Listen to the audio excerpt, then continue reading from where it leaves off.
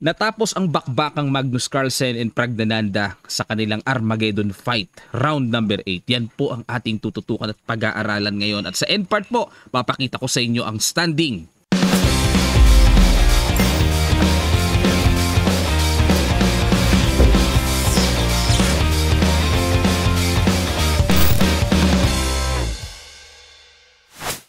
Hello po sa inyong lahat mga kamatsas. Nandito tayo ngayon sa labas. Medyo alas 5:58 ng umaga at medyo inunahan ko na po at hindi pa masyadong matao pero may mga manok-manok na. Okay, natapos ang bakbakang Magnus Carlsen and Praggnanandhaa sa kanilang Armageddon fight, round number 8. Yan po ang ating tututukan at pag-aaralan ngayon. At sa end part po, papakita ko sa inyo ang standing. Ang ginawa ni Magnus sa Armageddon, 10 minutes siya ha. Nag D4. Nag Knight F6 si Prag. 7 minutes lang po pero tabla lang ang kailangan ni Prag. Bishop F4 ang paboritong opening ng Pinoy. London, wala pong halong biro ah. Karamihan po ng mga Pinoy players natin, tumitira talaga ng London kasi madali lang ang pattern nito eh. C4, E6, Knight C3, Bishop D6. Ayan, exchange. Palalimin natin ang London. Loan dito, loan doon. Kaya tambak ng loan. Knight F3 at nag-castle Bishop E2 na wala po sa talaan ng aklat dahil ang madalas na ginagawa dito, capture, Rook C1 or Knight E5. Yan po ang mga notable moves pero pag Bishop E2 ni Magnus ay nawala po sa aklat. D takes C4, Queen takes C4, A6. Ayan para mag-B5, pipitik dito si Prag pero hinayaan lang ni Magnus. Sige, kumbaga, iputok mo. Knight BD7 at nag-Rook FD1, B5. O, talagang pinapaganyan eh. Queen B3, C5. Ayan, at dire-diretso naman dito si Prag para mawala na kagad yung mga problema niya sa pawn. C5 na kumapture, Queen takes C5 at nag-Knight D4. Threat sa Bishop, umatras at nag-Bishop F3, tineret ang Torre, nag-Rook A7. Ayun, yun nga lang, nabigyan kagad ng maagang bad move dito si Prag. Dapat daw po ang tira ay Bishop H5. Ay, oo nga, no? Pangtagos nga pala yan dyan sa Torre. Oo, maganda nga. Pero ang ginawa po dito ay nag-Rook A7, Rook AC1. Okay, tamang development lang and at the same time, meron talagang serious tempo na iintindihin ang black. Dito po mga kamatsas, huwag kayong basta-basta tipong nakakita ng atake. Coach, ba't hindi inatake? Mag-Rook C7 lang. Sa continuation, atras lang din ang knight eh. Ibig sabihin, ang tawag dyan ay threat lamok. Huwag po tayong gagawa ng threat lamok. Dapat yung may continuation at pang long term ang mga birada natin mga kamatsas. Umilag dito si Prag, Queen G5 at nag Knight C6. Ayun, nakabawi si Prag ng bad move naman ni Magnus. Oh. Na bad move din. Dapat daw ang tira dito ay Queen A3. Ayun, sa threat na paparating capture. Siyempre, may pin. Ayun, ang mga magandang paparating doon. At teka muna, may kuklose lang ako sa window. Yan, balik tayo. May nag-pop up eh. At balik na tayo sa Knight C6. Knight E5 naman ang ginawa dito ni Prag. Napakagandang pangsabay na tira yan. Nag-Knight takes E5. Ayan, kasi may capture dyan eh. Kaya yan ang napilitang capturein. At nag-A4. Yan po ang dahilan kung bakit wini-welcome ni Magnus yung ganitong structure kanina nung nasa C4 na pinapa B5 si Praggnanandhaa kasi may timing ang white naman na basagin yan eh. May A4 kasing nakahanda dyan. B takes A4 at nag-Queen B6, Queen B8. Ayun. Knight takes A4, H6. Nagpasingaw na po sa back rank para baka mamaya magkaalanganan sa ilalim. At least nakasingaw na. May takbo na yung king. Nag-Bishop E2. Naispata naman ni Magnus. Oy, teka muna. Medyo mahina yan po na yan ah. Nag-Knight D5. Pamuwersa sa Queen. Queen D4. Umatras lang. At nag-A5. Ayan, para maiilag na. Kasi nakaturo pa rin ang Bishop dyan eh. Knight C5. Nag-Queen B6. Bishop F3. Tineret po ang Knight. Nag-Rook B8 para may depensa na ang Reyna kung mamaya magkaroon man ng tutukan. At kinapture na. Ayan, medyo sinacrifice dito ni Prag yung pawn pero malaman pa rin eh. Nag B3 kasi kung kakapturein yan, may capture din naman sa B2. So niligtas muna yung pawn at nag rook C7 naman. Pamigay po ang pawn sa D5 at dito, naku, napakaganda ng binitawan dito. Unexpected yon. Sige po, pakiguess nyo, pampasil itong ginawa ni Magnus. Sa ilang sandali lang, tutuloy kagad natin. Start!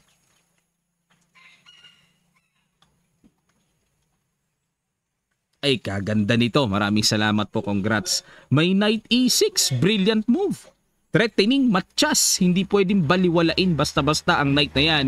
Tama naman, accurate ang ginawang decision dito ni Prag. Queen takes D4. Kasi po, balikan lang natin sandali.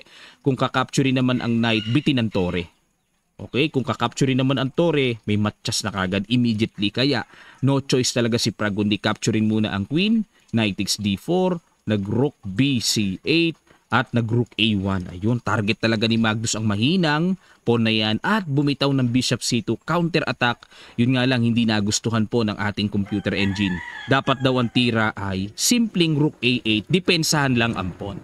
Pero balik tayo sa bishop C2, bad move, nag-rook DC1. Hindi naman napansin dito ni Magnus ang rook F1 na pagkalalim-lalim na tira ng computer. Bakit kaya rook F1?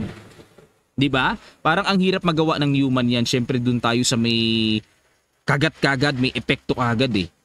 Rook DC1, Bishop D3. Ayun oh, nagkaka-brand X na. Dapat naman daw ang tira dito ay Rook C5, simpleng depensahan yung pawn sa A5. Okay, balik tayo. Bishop D3, Rook takes C7, another brand X move mga kamatsas. Dapat naman daw po ay Rook E1. Ayan, para makita lang natin yung mga accurate move na kung saan ay medyo malayo sa paningin ng human pero yun ang accurate talaga. Nag F3 para i-ready na po ang activation ng king kasi po ay endgame na ito eh. Nag rook C5, king F2, H5, king E1. Ayun, ang ganda ng gapang. Naku po, endgame na ito. Eto na naman tayo. Sino ba ang napakagaling sa endgame? Kilalang kilala po si Magnus na matindi dito. Rook C1 at kinapture naman. Ayan no. Kitang-kita po, evaluation bar equal lang. Knight versus bishop. Bishop D7 para yung mga galaw-galaw ng knight dyan ay mapigilan. King B2. Yun nga lang, time check tayo. Lamang po ng oras pa rin si Magnus kasi nga Armageddon fight ito. Simulat sa pool pa lang ay 7 minutes lang ang block eh. King E7, Knight E2, King D6, King D4. Yun nga lang, tatagan mo Prag. Kasi endgame na po ang usapan. Tatagan mo. Knight C3, hindi pala yan ang ginawa. Nag-knight to F4, inatake ang pawn, nag-bishop B3 at nag-H4. Ayan, para wala munang pang-istorbo sa napakagandang pwesto ng knight at nag-bishop A2. So waiting na lang dito si Prag. Sige, bishop B3, bishop A2, draw. Pag draw hindi pwede, talo puti sa Armageddon. Nag-G4. Pinuwersa na po dito ni Magnus. Lahat ng magagawa niya syempre. King E7 at dito po nag-knight takes D5. Napilitan ng ibigay dito ni Prag yung isang pawn pero okay lang. Still very good and playable for black. Safe. Nag-E4 at nag-bishop B3. Good move. Lamang nga ng isang pawn pero nasa isang side lang po kaya medyo hindi pa ramdam eh. Knight F4 check, King F6. Ayun na, bad move dito. Dapat daw ang tira ay King D6 lang. Pag nag-E5 check, then King E7. Ayan. Pero nag-King F6 at nag-G5 naman dito. Napaaga naman ang push na yan. Dapat daw po ang tira ay Knight D5 check balik. Yun lang. G5, proceed na tayo. King G7 at nag-King E5. Ayan, so good dito si Magnus. Bishop C2, good move pa rin ang tira dito ni Prag. Hindi makalayo ang king kasi mabibitin yung pawn E4. Knight D5, Bishop D3. Ayun mga kamatsas. Bad move lang ang nilagay dito pero dahil sa taas ng evaluation bar na ipinapabor kay Magnus ay blunderacious yan lalabas. Dapat daw po ang tira ay King F8. Yan ang accurate. Hindi rin kasi makakasugod ang king dyan. Gustuhin man kasi nga laging may bitin sa pawn E4. Ang husay ng King F8 na yun. Pero balik tayo dito sa Bishop D3, Knight F6. So depensado na. King F8 at nag-King D6. Ayan. Dito pala ay winning na ang puti. Pero malayo-layo pa rin. King D7 yun nga lang, napaka-smooth ng endgame ni Magnus, mga kamatyas. Alam na alam ang gagawin. Detalyadong detalyado. Knight D7, check, King G7, E5. Then pasok yung King kasi yung King ay lumayo na. Ay, napakamamaw sa endgame, mga kamatyas. King E7, grabe. Napamangha ako dito. Pinapanood ko kanina madaling araw to. Knight C5. Kasi hindi biro ito itong endgame na to. Hindi, alam na alam ang gagawin, no? Nagmaneuver yung knight, dadalhin sa D8 to attack the F7, Bishop B1, wala nang magawa rin naman dito. Ayan, basta ma-atake yung F7, Bishop A2, dinipensahan dito, mga kamatyas. Sige po, hindi ako makatiis dito. Another brilliant move by Magnus. Puzzle number 2 tayo. Sa ilang sandali lang, tutuloy kagad natin. Start. Maraming salamat po ulit sa inyong mga effort at congrats sa mga nakakita ng Knight takes F7. Brilliant move. Kinapture. E6. Grabe. Precise. Suabe. Bishop G8 and King D7. Nagpalamang ng isang pyesa si Magnus. Pero hindi rin naman pala mapipigilan yung E7, E8. Pawn promotion. Magiging reyna yan. Or, dito po nag-resign na, no? Kasi kung kakapturein yan, capture, wala rin. Mapipisa din po yung pawn G6, may squeeze yan makukuha din yan. Two connected pass pawns, talo na rin. From equal and dry position, ayan na naman si Magnus. The art of pilit-pilit attack. Pilit boys team, pounder talaga. Hanip talagang Magnus ito. Pagka ganito kalaban mo, ewan ko na. Ang hirap, mga kamatyas. Ito po ang standing natin after round number 8. Nangunguna si Magnus with 4.5 points. Hikaru Nakamura nakabuntot pa rin. So lamang ng 1 point dito si Magnus. Pragnananda 12 points. Firuza 11 points. Fabiano Caruana 9 points. At nasa kahulihan pa rin si World Champion Ding Liren sa score na 4.5 points. Yan po ang update natin after round number 8 at abangan po natin ang last 2 rounds pa, mga kamatyas.